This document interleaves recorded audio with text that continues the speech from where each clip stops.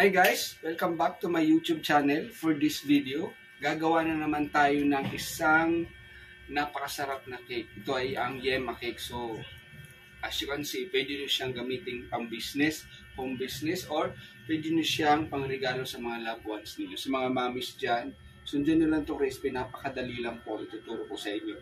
Masarap na masarap po ang ating yema cake. So tara, gawin na natin.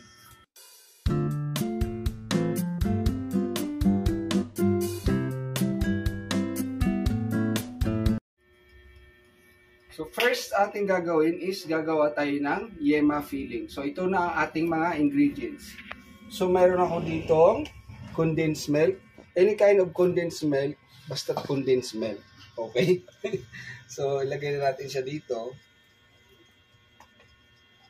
So ayan. So diretso na siya sa kawali guys kasi lulutuin natin to eh. And then egg.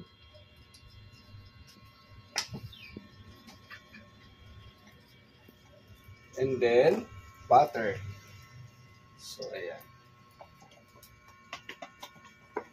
So, sa recipe pala guys, makikita nyo sa comment section ang recipe ko, post ko po. So, sa mga... So, ito ay ang ibap. So, lagyan natin siya dito.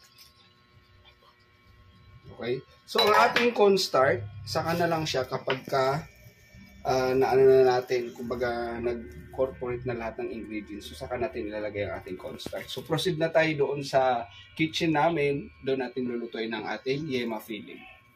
Ito siya guys. Lulutuin lang natin siya sa apoy na tamang temperature niya. And then pagka natunaw na lahat yung butter, saka natin ilalagay itong cornstarch.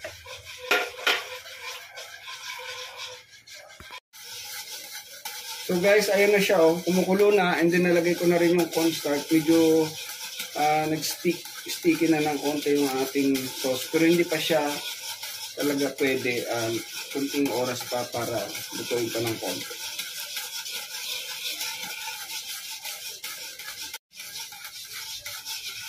So guys, luto na ang ating yema filling. So ito na siya. Okay, so mapapansin nyo, pag ganito na siya, kung consistent yung ating yema filling, sabihin dito na siya, tingnan nyo, kinukot na niya yung ating wire whisk. So, ibig sabihin, okay na ang ating yema filling. So, ililipat na natin siya ng lagayan para i-cool down natin siya.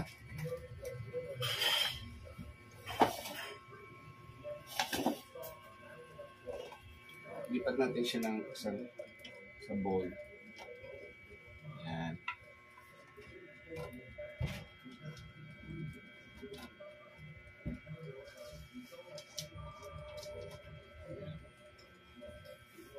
So, i-cold lang natin to, set aside, and then pagka medyo lumamig-lamig na ng konti, lalagay natin siya sa chiller para lumamig. So, proceed na tayo sa ating chiffon cake.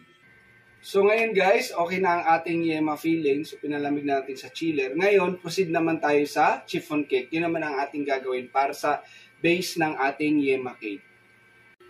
So, nandito na ang ating ingredients. Nakahanda na siya. So, paghalo-haluin na lang natin to.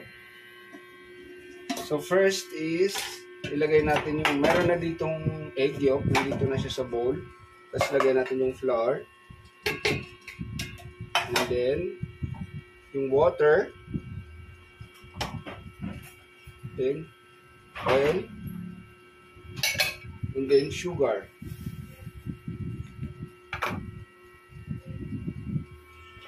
Lagyan natin siya ng vanilla.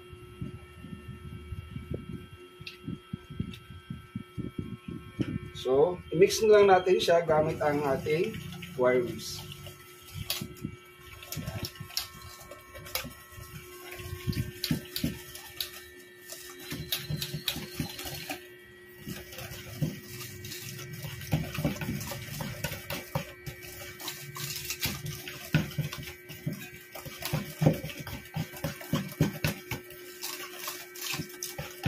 So, ayan, okay na siya.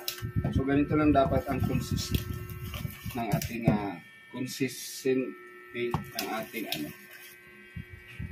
mixture. So, set aside muna natin to. And then, next step is yung ating egg white at saka sugar. So, ilalagay natin siya dito sa mixer at gagawa tayo ng meringue. Okay? So, gusto natin siya dyan. So, by the way, naglagay na pala ako ng ng vanilla dun sa mixer natin kanina. So, yan.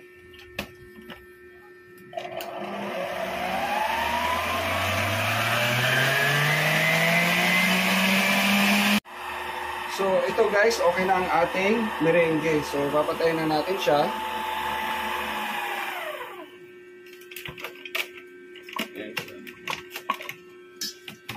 Mapapansin mo kapag okay na yung ating merengue, pag inga ko siyang ganun. Tapos, nakatayo na siyang ganyan, hindi na siya bumabali. So, ibig sabihin, okay na ang ating merengue. Pwede na natin ihalo sa mixture natin na ginawa kanina. So, halo lang natin siya dito. So, ilagay na natin lahat.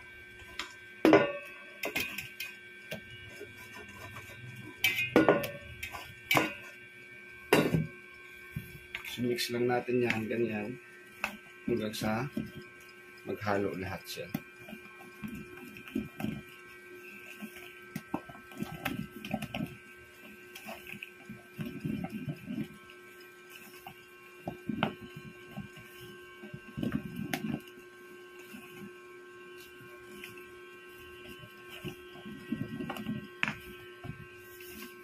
Ayan, ito na siya guys.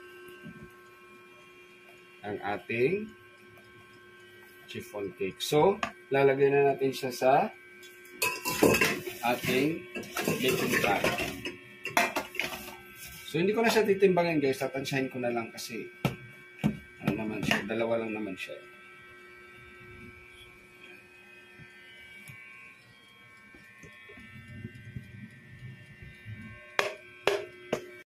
So, isasalang na natin siya guys dito sa ating oven sa init na 180 and then 25 to 30 minutes.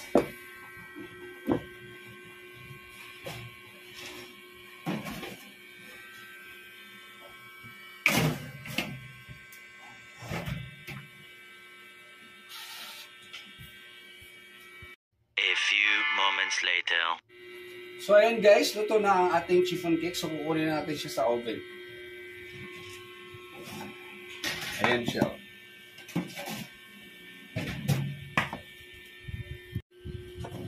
Tanggalin na natin siya sa baking pan.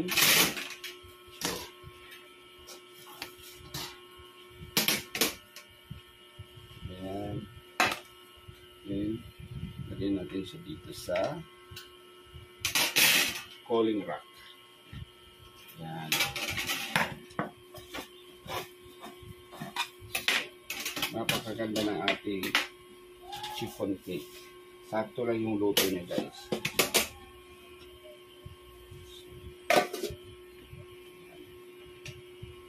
Yan. Yan.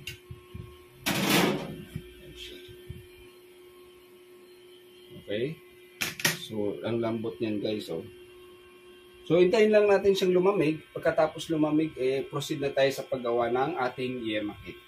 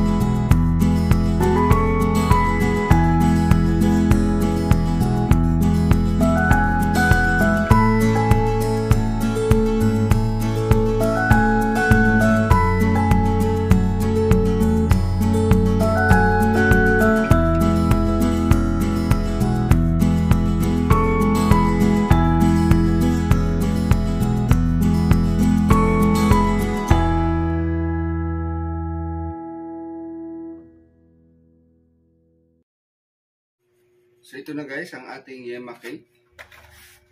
Yan, dalawa siya.